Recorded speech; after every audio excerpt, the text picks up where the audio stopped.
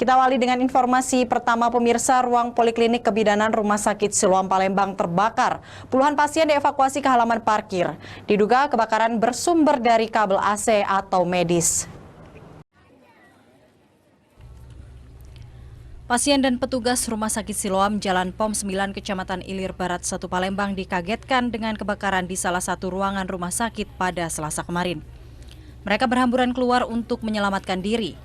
Asap hitam mengepul dari salah satu ruangan yang berada di lantai 2 Rumah Sakit Siloam Palembang membuat petugas rumah sakit langsung berjibaku mengeluarkan puluhan pasien. Satu persatu pasien dievakuasi perawat medis ke halaman parkir rumah sakit.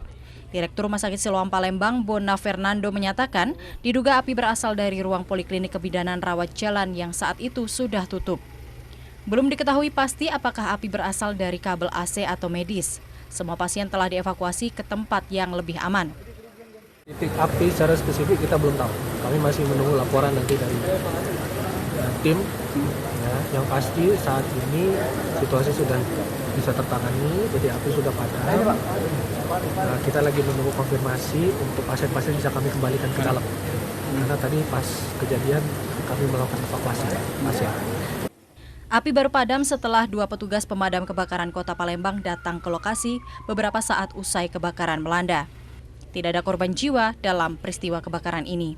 Dari Palembang, Guntur Yansyah, iNews melaporkan.